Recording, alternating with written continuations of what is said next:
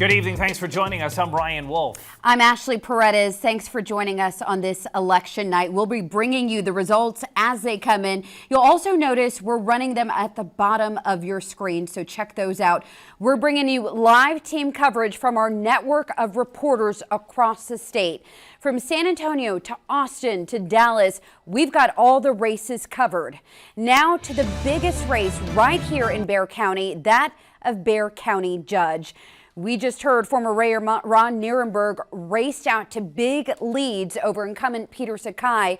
And based on the early vote, check this out, Nirenberg declaring victory over Sakai with 62% of the vote right now. Still early votes, but 62%, whereas Peter Sakai has 38%. Fox SA's Taylor Wartenby is live at the Nirenberg watch party where he's already calling the race. Right, Taylor? That's right. A loud cheer erupting in the crowd as Ron Nirenberg took the stage declaring a victory for Bexar County Judge. Now, Ron, you weren't expecting it to happen so fast, were you? Yeah, well, I mean, there's a lot of people were voting, and so we were prepared for a long wait, but the results came in and it was decisive, and so grateful for the community making their voices heard. How are you feeling about your new role?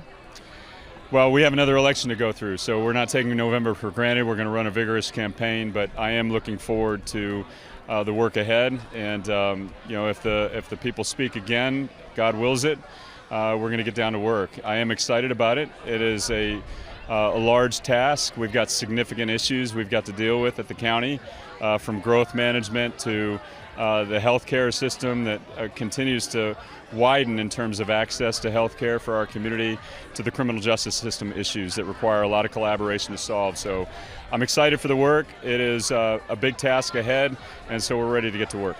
I know one of the first things you mentioned when you took the stage was you thanked Peter Sakai. Why was that so important to you?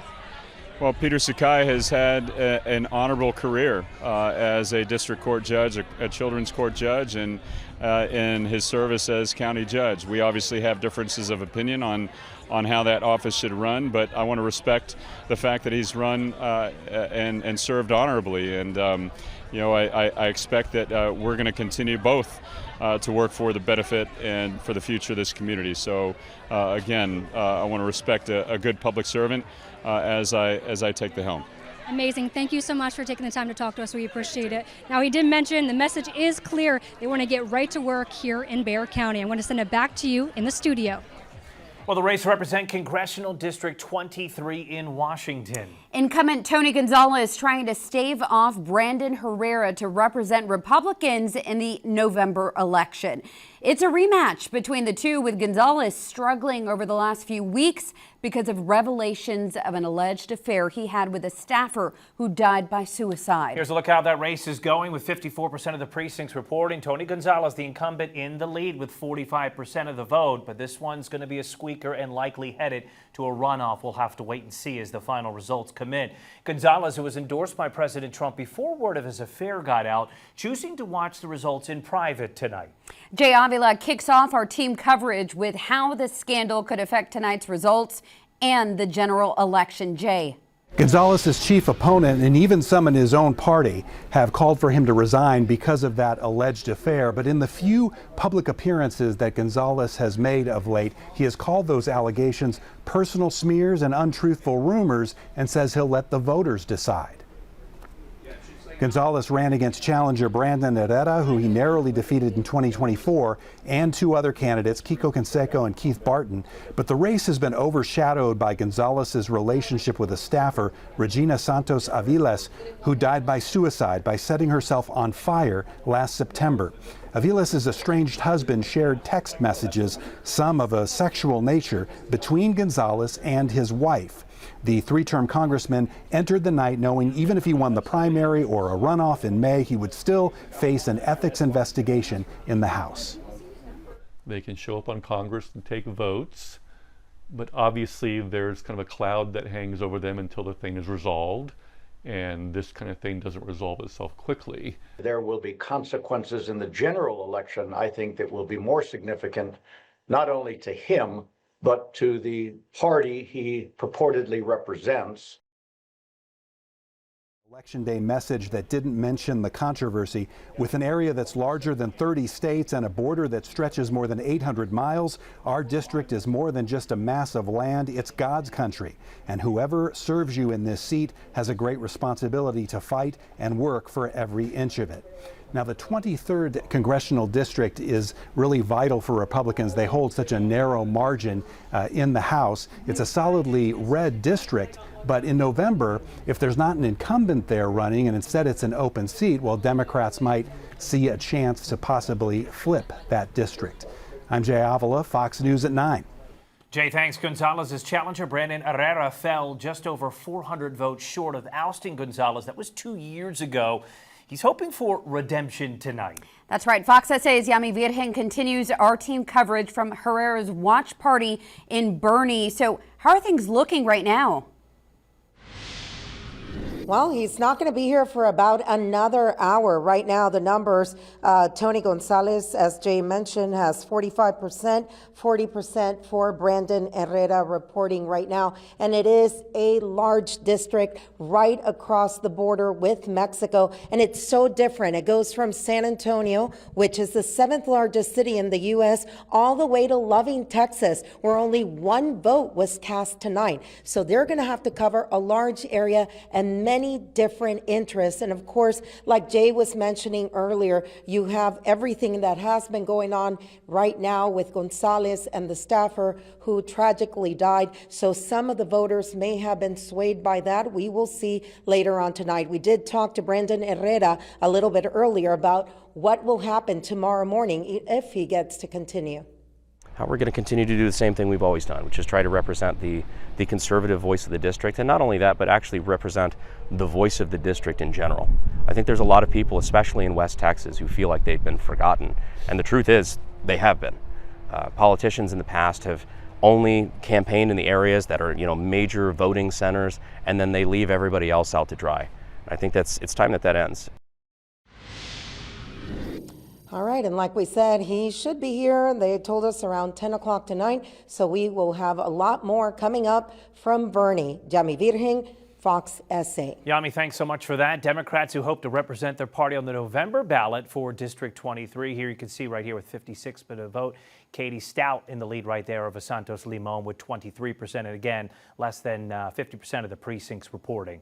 Another huge race we're covering for you tonight. The seat for currently held by Republican John Cornyn, the incumbent seat right there, being challenged by Texas Attorney General Ken Paxton, a big one. Yeah, it's a hotly contested race heading into a runoff, a close margin. Cornyn earlier at last look, 43% of the vote. Ken Paxton was at 40%, neither reaching the required threshold to win the primary.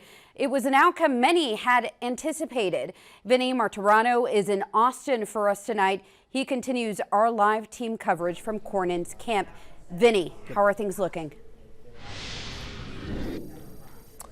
Hey guys, we said it in Cornyn's campaign told us when we came here that they are already expecting a runoff from the get-go. And not only can you see that in some of those numbers that you guys brought up, but here at Cornyn's, what I would call a watch event, it's more like a press conference. As you can see behind me, we're still waiting for Senator Cornyn to take his empty podium right now. And those numbers also reflecting that. Neither one of those candidates, like you talked about, Texas Attorney General Ken Paxton nor Cornyn, close to that 50% mark that would need to offset this runoff. Congressman Wesley Hunt definitely making his name felt and his impact felt in this race. We were originally told that Cornyn was going to take his podium here around 8:30. That was then pushed back to 9, and yet we're still waiting here a couple of minutes to speak with him about his thoughts on the way this race is going. But like we said, they felt that this was expected. They're preparing for a runoff. They said that's when the whole watch party is going to be, and we'll get a chance to speak with him shortly. One other thing to note, like you said, the competition of this race is neck and neck. This is a position that Cornyn has held since 2002. So we'll continue to monitor those numbers as the night goes on. Back to you guys. All right, Vinny, thanks. 24 years, a long time indeed. And think about how much money was spent on this race, one of the most expensive primaries in all of the nation. And certainly if it goes to what we think is going to be a runoff race, either candidate is going to be very bruised when it comes to the general election. So this is one we're going to continue to follow. Gordon, of course, seeking that 5th term. Texas Attorney General Ken Paxton hoping to unseat him tonight, neck and neck in the polls. Nobody at the 50% plus 1 threshold. Once again, another look at those numbers. 53% of the precincts reporting there's Cornyn in the lead, slightly with 43% of the vote. Ken Paxton, 40% of our vote. Our team coverage right now continuing with Fox SA's Jordan Elder. She's live from Paxton's watch party in Dallas tonight, where I know everyone there watching those numbers, Jordan, very, very closely. Right. All along, experts predicted that this was going to be a very close race. That's exactly what we're seeing play out. But as you can tell, this is not dampening the mood at the Ken Paxton watch party. In fact, his supporters are already rallying around the idea of a runoff. And if that happens, we could see a presidential endorsement. Last week, President Trump was asked if he was going to give an endorsement in this race, and he said, I like all 3 of the guys that are running. But if it goes to a runoff, he may throw a name out there and put his backing behind them. So we're going to keep an eye out for that. Now, I do want to show you, there was kind of an unnerving situation outside of this hotel where the watch party was being held before the party started. We watched police bagging up ammo that they'd laid out on top of a blue car. Dallas police now say they pulled someone over for having improper license plates, and they found that ammo plus weapons in the car. A witness tells us the man driving was refusing to take off a mask. There's no word on any motive right now, but we do know he was taken in for questioning. The good news is it has not really put a damper on this party. Everyone is safe in here, and they are keeping a close eye on the election results. We're expected to have a lineup of speakers starting at about 10 p.m. We'll send it back to you. I'm Jordan Elder, live in Dallas. Yeah, glad to hear that things remained peaceful. Well, the U.S. Senate race being watched just as closely by Democrats. State Rep James Tellerico and U.S. Rep Jasmine Crockett vying to represent Democrats in November. Yeah, this one getting big-time national attention. Check out some of the results so far. James Tellerico right there, crossing that 50% threshold. 54% of the vote to Jasmine Crockett, 45% of the vote, with 51% of the precincts reporting. Let's take a live look at one of the watch parties right there. There's Jasmine Crockett. Can we listen to it? Let's just dip in for a second. Keep the polls open, but I can tell you now that people have been disenfranchised. The reason that we knew that there were problems is because we were receiving the phone calls and the emails. The polls were supposed to stay open until 9, according to a court order. The Supreme Court, just a few minutes ago, just said, shut it down. The Supreme Court also said that they are to separate any votes out that came in after 7 p.m. So here's the deal. I have no idea how it is that clerks are going to know who was in line by what time. Because the rule is that if you're in line by 7, that's right. And you get to vote. That's right. And so once there was a court order saying you had until 9, I'm sure that there were people that joined the line after 7. They now are telling them that you have to separate the votes out.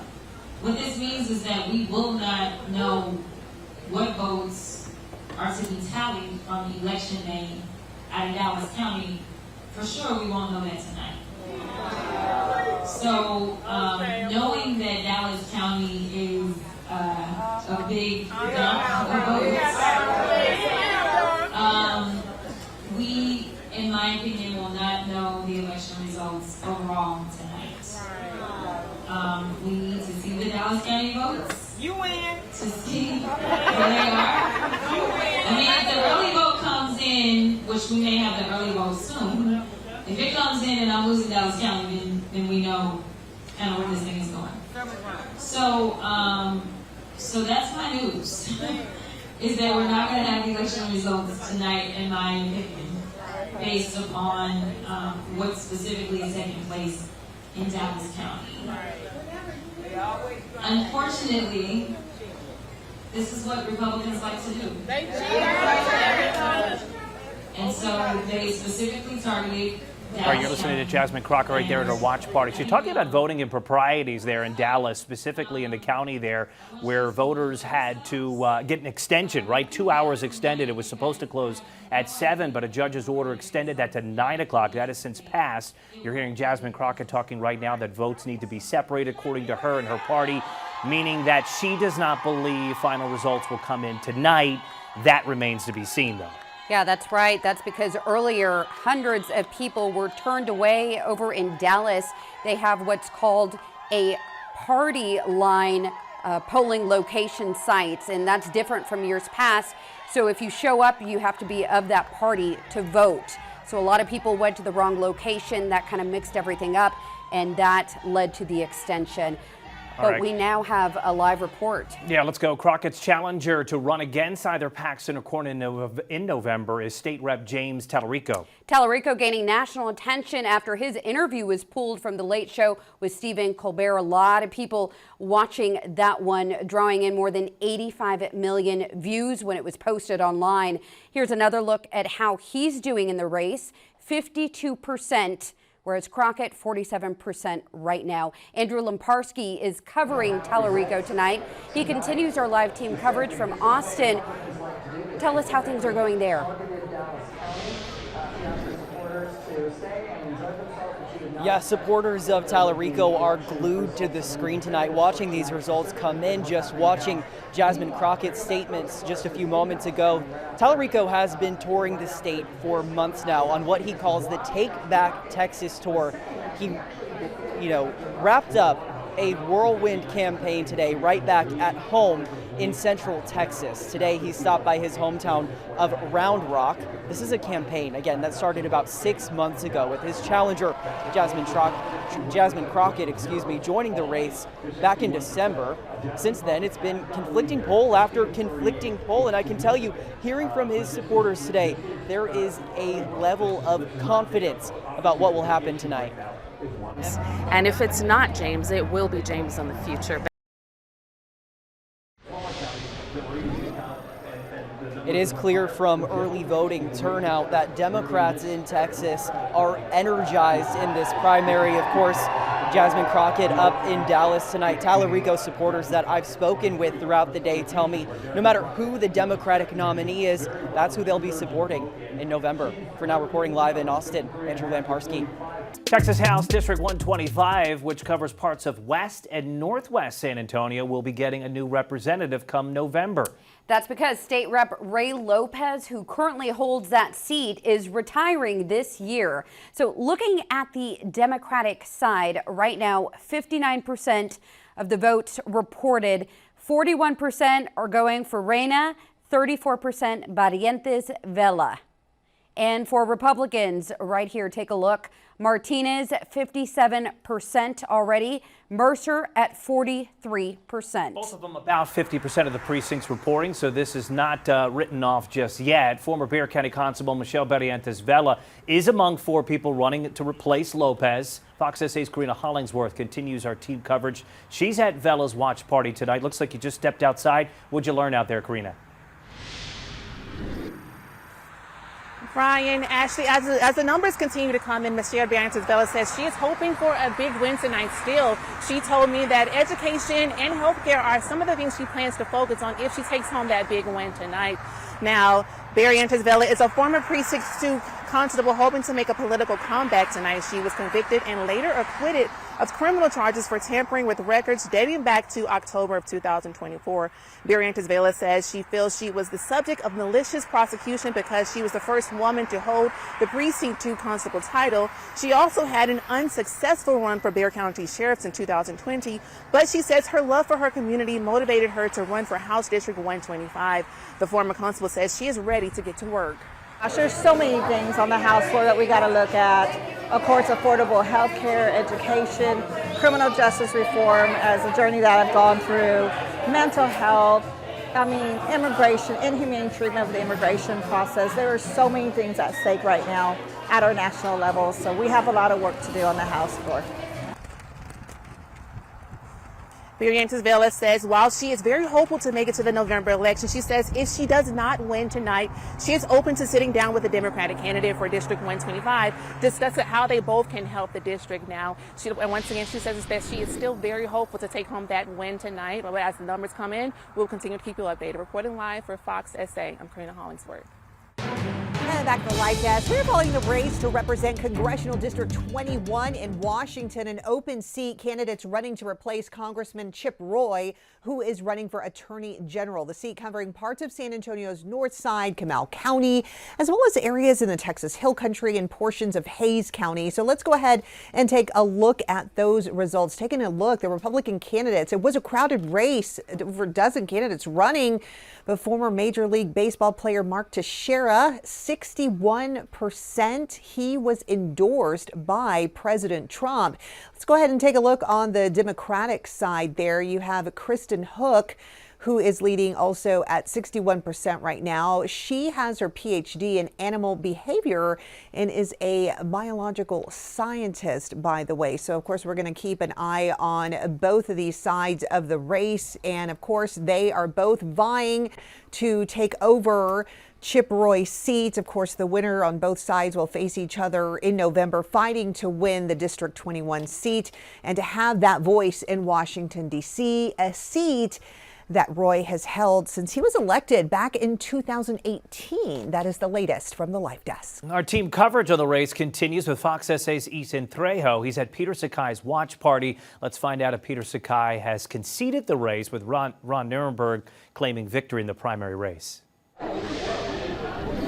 Well, Ryan, apologies earlier for the technical difficulties, but Judge Peter Sakai was here starting at 7 o'clock when that watch party started. When the initial early voting numbers dropped, the number of supporters did clear out just a little bit.